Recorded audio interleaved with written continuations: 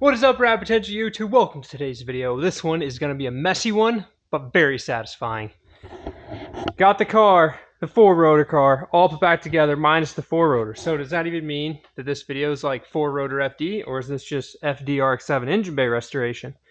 Subframe's back in, rack and pinion is installed, hooked up, wheels are bolted on loosely. As you can see, the rack leaked a bit of power steering fluid all over stuff whenever I carried it over here, but that is just fine. The super nice thing about this subframe engine mount that I built, and what I love about FD RX7, some of your FC RX7s, but first gen RX7s aren't like this, is that the transmission will rest on the subframe. So if you pull the engine out, you do not need to strap up your transmission to hold it. So super stoked that works out just like how I drew it up in my head.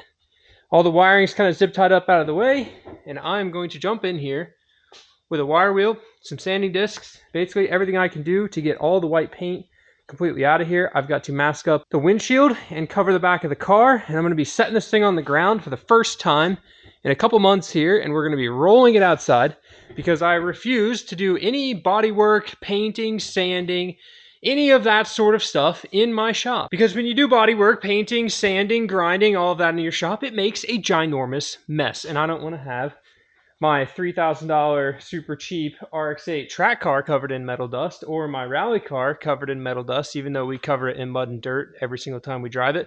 And I can roll the FD outside, and then I'm going to put the rotary truck and the RX7 back inside the RX8. The yellow RX8 looks really good on camera, but I can promise you the yellow is very much 2004 sat out in the sun yellow, so it can get dirty. Let's get this thing on the ground and roll it out here. It's nice to see this thing move from where it was sitting for so long. I'll tell you this much, FDs sure do look good. I just don't know what purpose I would have for one in my fleet. I'd love to have an FD RX7 rally car, but I've already got a super sweet street car, so I don't need to build another one. But FD rally car would be pretty cool. Pretty sure those existed at some point in the world. Probably plagued with overheating issues and all sorts of restrictions because twin turbo rotary is just going to decimate everything for the power per liter that it puts out and the weight. They just have to outclass you. But if you just look back there, it's like a super sexy complete FD. And you look up here, and it's like most RX7s, a project car. If this is even close to the original color, but it's been repainted, and I'm real bad at looking at whites. They're all white to me. They're all white. They're all white. They're all different. Got the car here in the body shop. We've got the harness Cirque du Soleil suspended from the ceiling here. Subframe's out. We still got to mask everything up. Trying to find a white here. Don't worry, guys. It's just a dirt mark. It's a little more eggshelly than all those ones you're pointing out. Yeah. Oh, now we're getting somewhere. Too dark. Yeah. But we're at least in the right shade and not pure white. Try the next one. Gotta love trying to match whites. The crazy part is, like, it's pretty close to factory. You see in here, original white, outside white. We gotta get it, you know, the engine bay's in the shadow. Oh, we have 3 whole books to go through? There's 3 more in there, yeah. Sheesh. Guess we better start double timing this then. Comment below if you see a white that's correct. Because I can tell you that I probably won't. Unless it's like this one right here. No. Oh. I don't think it's any of them in this book. These aren't like eggshelly enough. They're like silvery whites and greeny whites. Oh, these are green. Calvin will find something. That white doesn't match any of the other whites in that whole book. I know. That's why I don't understand why it's there, but It's honestly not that far off.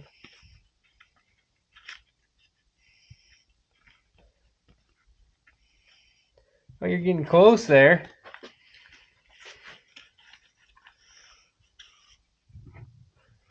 Oh, dang. that's not far. That's pretty dang close right there. Like, that would be close enough. You're not going to notice the difference. Close enough for the engine bay, I think. Toyota Lexus 056. Okay. Let's do it. The hard part with not being able to look up just the paint code for Chased White 1994 Mazda RX-7 is we don't even know if the paint that's on this car is Chased White 1994 Mazda RX-7. I can look up Chased White and paint it that, but I don't know that that's what's on it since it's been repainted. And I'm not painting the whole car, so I can't just like paint it that and be like, oh shoot, it doesn't match. Now I got to do it again. Sure.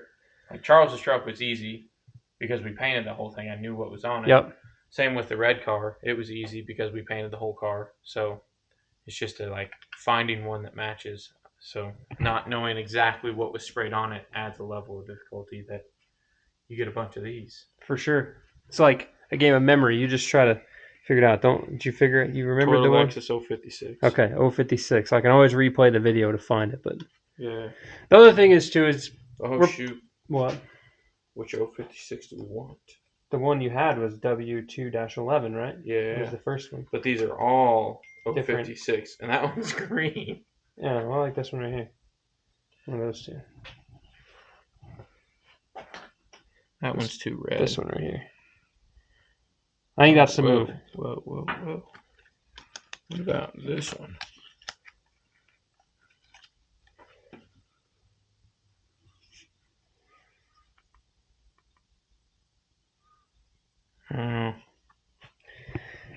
I think, for the engine bay, if we're 80% of the way there, I think we're going to be good. As long as it's like eggshelly enough that it's not pure white, It's going to be in the shadow. The four rotor is going to steal all of your attention. So we just want this thing to look clean. We don't want this crust.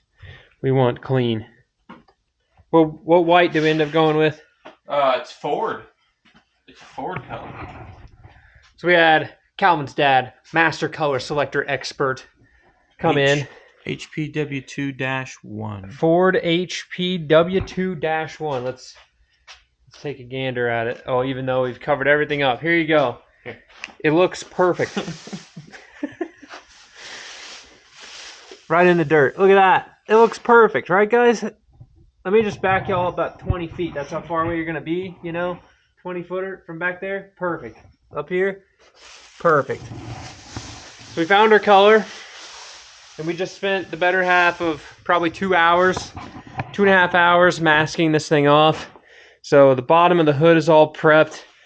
Love it when the bottom of the hood is just painted perfect and looks so nice. It's like the best thing ever. Lots of smashed fingers in all of these cracks. It's a job that Calvin hates doing and ultimately delegates to either me or Matt because, I started on it. I started to do it myself, and then Eric said, okay, this is ready for you. I'm like, all right, perfect. You can take over. So got this bottom prepped, pretty stoked, and then this is our full-on Star Trek looking engine bay kind of deal we got going here. We were watching Oppenheimer earlier, and this very much so fits with the whole theme. Drop the bomb. Yeah. So make sure when you paint stuff that you tape over every single little hole because all it takes is one little hole and you get overspray under all your masking paper and then you get overspray all over your car and then you have to clay bar and clean your whole car whenever you didn't really want to. So we don't want to. Yeah. We want this to just be mint, But everything came out nice. You see up here, all this smoothed in, welded in there. Nice and good through here. All of it prepped. I know one of the comments on the last video, and I was like, yeah, we're stripping this down to metal. Well, yes, it was factory Mazda white paint. So we knew that there wasn't like a bunch of hackery under the paint. Okay, so we could have probably not stripped it down to metal. But the thing that I didn't like and still don't like about FD engine bays is the amount of seam sealer that Mazda puts on all of this. So seam sealer is used like when you spot weld panels together. And if you look at this engine bay, this is like Rosie the Riveter had a mini Uzi putting rivets in. Just rivets everywhere. They're like, or I guess spot welds, but spot welds everywhere. So you can tell that's definitely why they put all that seam sealer on there, is because they have all these seams. So We stripped out a bunch of the seam sealer. We left the seam sealer in all of the cracks, so there is no, gaps or anything in here. We had some areas where we dug out a little too much, so we put seam sealer back in there. Seam sealed a couple areas that weren't seam sealed, namely just like right in here where these 3 frame rail pieces come together. But what seam sealer is doing is keeping all the moisture out from in between the pieces of metal. So we want to make sure that we get all that stuff sealed. If you have a spot that's not seam sealed and you paint over it, it's going to soak the paint in and you're going to have a hole. We don't want that. So overall, what do you think? 2 in the morning? It's 2 in the morning. Ready to go home? We'll be back in like 5 hours. Yeah. Spraying some sealer down and then spray some color. So, time for a short sleep and back whenever we start laying the color. In addition, the subframe is getting painted silver and it's in the other booth. Yes. So it's nothing special. It's literally just the Ronin subframe hanging in the middle of a giant apparatus. It would have made much more sense to put all of the stuff that is in here in the big booth. Yeah. And the little subframe over here, but we got to share. So. Yep. Yeah, we're very, very fortunate to be able to use the facility here to get this stuff done. Especially Calvin fitting us in, making it all happen. So, and sometimes we got to share. There's stuff going on in the other booth, so we're using this one. For it, so this one didn't necessarily have to be empty, so that's what we'll do. All right, I'm ready to see the white, but first the pillows. Another engine bay painted. Let's see first reaction in the light. Because I haven't seen it in the light yet. Calvin sprayed it, so he knows how good it looks. Dang! It's white. It's very white. Man, I just love it when the bottom of the hood is just like perfectly clean and painted. Makes the engine bays feel so much more copacetic and awesome whenever the bottom of the hood's painted nice. Dang! Now's the time to see, did we get it all taped off well enough that we have zero overspray on anything else? That's the fun. Hood looks good. This looks good. Rod still in there. You still read the VIN? Yeah, you still read the VIN. Always irks me too when you like paint stuff if you don't clean the VIN number out really well, and then when you paint over it, it starts to fade and get really hard to read. These cars I think have a VIN here on the window too, maybe, but actually no. Yeah, they do. They've got a VIN on the dash, I think. It should have one here. Yeah, it's got a VIN on the dash. Okay.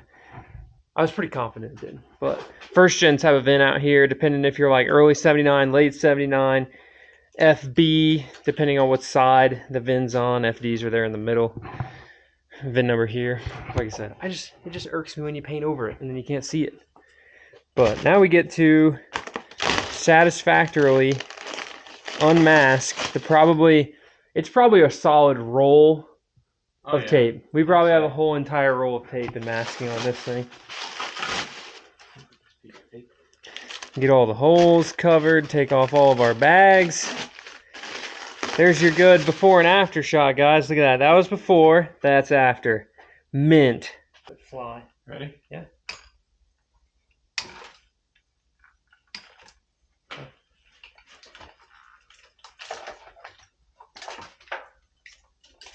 What'd you do? Just start wrapping this around stuff? Yeah, I mean, I got a little carried away with it. This harness goes back this way. And I think that goes to this hole right here. That one. And these. There's like a little corner hole. That piece goes up in that corner. It's kind of a pain to get it snapped in. You know what I'm saying? Did you get it? I think it's just got to get snapped down. Just like that. Now we're right back where we started. And then I got nuts and bolts for those wiper arms up there too. Look at that. Painted the subframe gray. I feel like black, when you paint a subframe black, is just too cheap. Gray looks so nice. Professional now. You missed a piece of tape. Oh, I did miss a piece of tape. Right where the hood thing goes. I'm pretty sure the tall ones go down at the bottom and the short ones go at the top. Okay. I didn't look at them. I was laying on the ground when I took Yeah. them out. Nope. That's a tall one. I thought you said you wanted the tall ones at the top. Yeah, pretty sure I said the I don't know. The video people will know. No. I'm pretty sure that's what I said though. These ones go here and the tall ones go at the bottom. Or are you just confusing me for no reason? I was confused. Okay. I was like, no way. I'm pretty sure I made a mental note of that in my head. And this looks about right for the height of, you know, that tall one with, yeah, whatever. Got the little headlight arrow flappers. Gonna put those back on. I don't know. I think we leave that hood mat off. Okay. Because it's kind of tore up, isn't it? I didn't think it was too bad. I thought it had a spot of yellow showing in the black. Oh, I mean, that must be, but...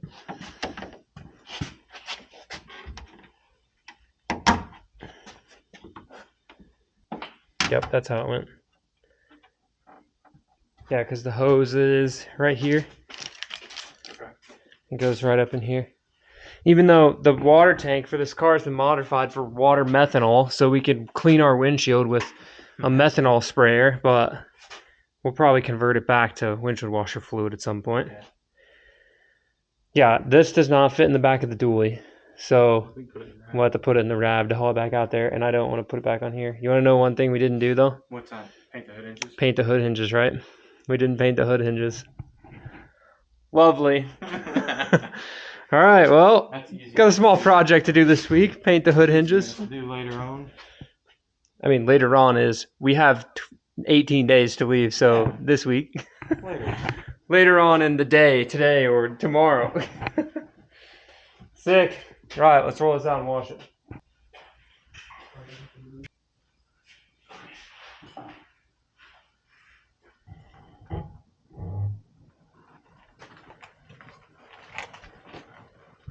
Dang.